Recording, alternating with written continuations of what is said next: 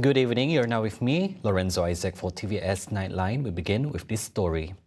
AIRASIA is introducing a fixed annual fare initiative, offering flights to Sarawak from as low as 328 ringgit and to Sabah from 398 ringgit in conjunction with the Chinese New Year and Aidilfitri festive seasons. Transport Minister Anthony Loke says the fixed fare initiative remains a key government priority to ensure Malaysians can return home at reasonable travel costs during major festive periods. Ini adalah inisiatif tambahan kepada apa yang sedang dilaksanakan oleh kerajaan. Pada masa yang sama, kerajaan juga membantu pelajar-pelajar, khususnya mahasiswa dan mahasiswi, pelajar-pelajar di IPTA dengan bantuan voucher RM400 untuk penerbangan mereka.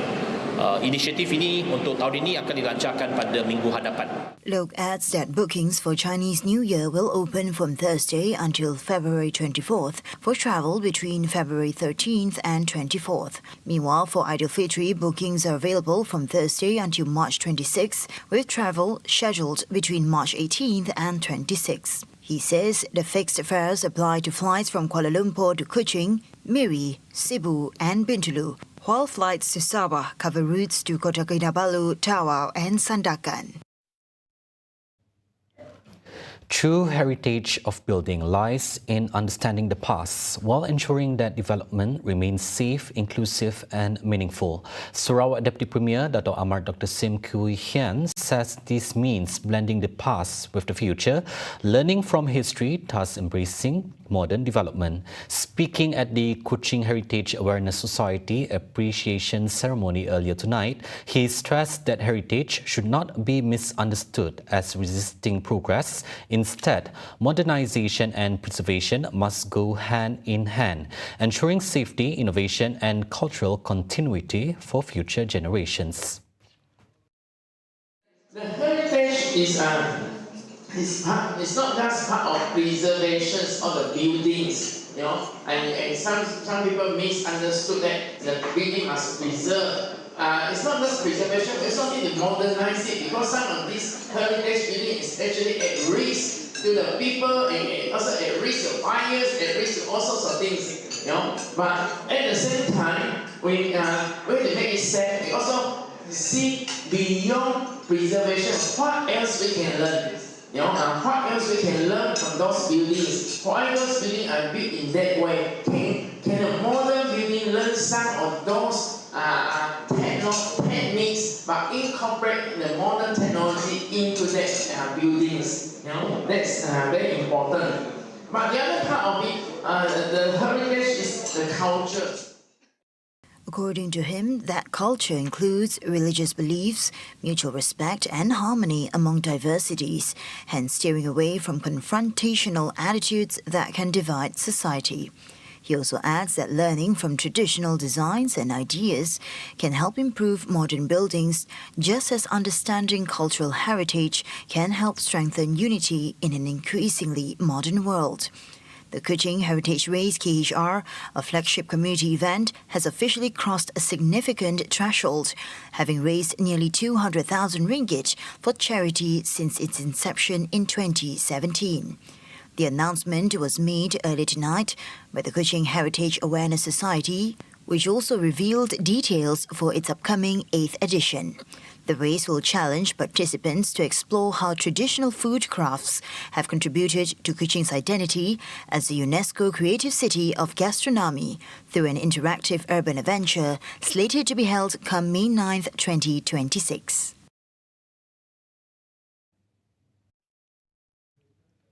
The Sarawak Immigration Department has detained 48 foreign nationals without valid documents during an enforcement operation in Kuching.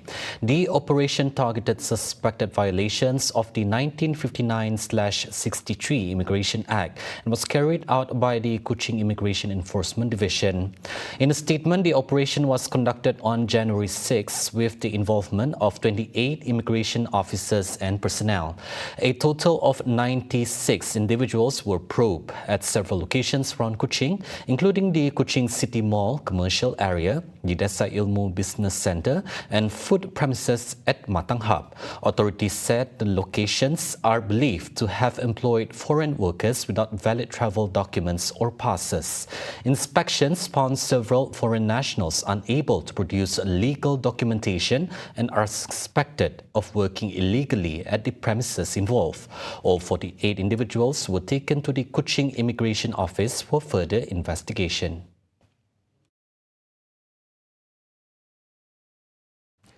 A former Army Chief, General Tan Sri Muhammad Hafizuddin Jantan, has been remanded for 7 days starting Thursday to assist investigations over an alleged irregularities linked to army procurement tenders. Magistrate Ezrin Zakaria also granted a 3-day remand order against the suspect's first wife, while his second wife is remanded for 6 days. The remand orders are issued following an application by the Malaysian Anti-Corruption Commission (MACC) at the Putrajaya Courts of Justice. The 3 individuals were brought to court in an MACC van and arrived at about 10 a.m. On Wednesday, it was reported that all 3 were detained after presenting themselves at the MACC headquarters in Putrajaya at 3 p.m. Separately, a husband and wife pair who owned a company linked to case were remanded for 7 days starting Wednesday. The case is being investigated under Section 16 of the MACC Act 2009 for offences involving soliciting or receiving bribes for oneself or another person, involving public officers or individuals engaged in official dealings. Investigations are also carried out under Section 23 of the MACC Act 2009 relating to abuse of position or office for gratification. Previously, MACC Chief Commissioner Tan Sri Azambaki confirms the detention of all individuals involved to facilitate investigations into a corruption case involving an alleged procurement tender cartel linked to the Malaysian Army TDM. Prime Minister Datuk Seri Anwar Ibrahim has received the Order of the Republic, Turkey's highest state honour, in recognition of his role in strengthening bilateral ties between Malaysia and the Republic. The award was presented by Turkish President Recep Tayyip Erdogan at a ceremony held at the Presidential Complex in Ankara. Also present at the award ceremony are Foreign Minister Datuk Seri Muhammad Hassan, Higher Education Minister Datuk Seri Dr. Zamri Abdul Kadir, and Investment, Trade and Industry Minister Datuk Seri Johari Abdul Ghani. In a statement, Anwar says he accepted the honour with gratitude and humility, not in a personal capacity, but on behalf of all Malaysians. He says the award symbolises the close and long-standing friendship between Malaysia and Turkey, which is built on trust, mutual respect and shared aspirations for global peace and prosperity. And also hopes the recognition continues to serve as a catalyst to further strengthen cooperation between Malaysia and Turkey across various strategic sectors for the benefit of both nations. Meanwhile, Malaysia's ambassador to Turkey, Sazali Mustafa Kamal, says the award is the Republic's highest recognition bestowed on foreign leaders who play a significant role in enhancing bilateral relations with Turkey. Total trade between Malaysia and Turkey from January to November 2025 reaches 21.2 billion ringgit, with the Republic remaining an important economic partner for Malaysia. Malaysia is holding firm on the 13 Malaysia Plan, pushing ahead to navigate the economic turbulence of 2026 as global geopolitical risks intensify.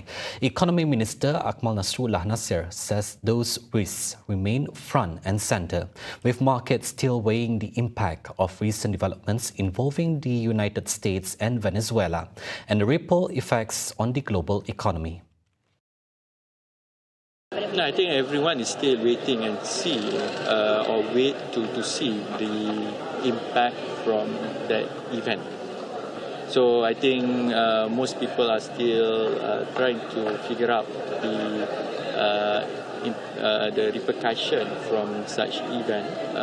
But definitely for KE, as I said in my speech, the focus for Economic Ministry is to ensure the plan of 5 years Malaysia plan will take place, and we must focus on the execution. On whether the Economy Ministry and Petronas are tracking developments in Venezuela, Akmal Nasrullah says they are very closely amid geopolitical tensions that continue to fuel volatility in oil and natural resource prices. Akmal Nasrullah said the ministry's focus is to ensure the country's economic foundations continue to be strengthened via the implementation of the government's long-term development plan.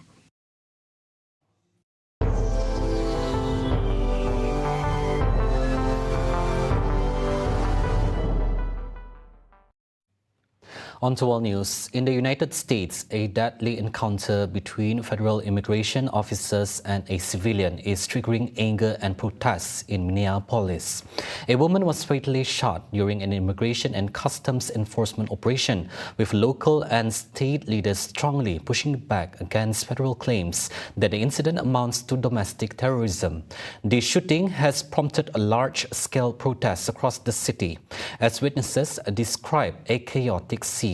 The ICE officer involved is later released from hospital. A video circulating online appears to show a masked ICE agent firing 3 shots at close range into a Honda SUV as the vehicle begins to move. The SUV then veered out of control and crashed into parked cars. The woman was seen slumped inside the vehicle as bystanders shouted at federal officers and later died from her injuries. The woman was identified by local media as 37-year-old Renee Nicole Good. Authorities say the shooting occurred after her vehicle allegedly blocked the path of ICE officers during operations in the city. Throughout the day, ICE agents repeatedly ordered her to get out of the car and to stop obstructing law enforcement, but she refused to obey their commands. She then proceeded to weaponize her vehicle, and she attempted to run a law enforcement officer over. This appears as an attempt to kill or to cause bodily harm to agents, an act of domestic terrorism. The Trump administration, however, says the officer fired in self-defense. Minneapolis Mayor Jacob Frey sharply criticized the federal response and calls for ICE to end operations in the city. He describes the federal count as propaganda and vows a full and impartial investigation. To ICE, we do not want you here. Your stated reason for being in this city is to create some kind of safety, and you are doing exactly the opposite. People are being hurt. Families are being ripped apart.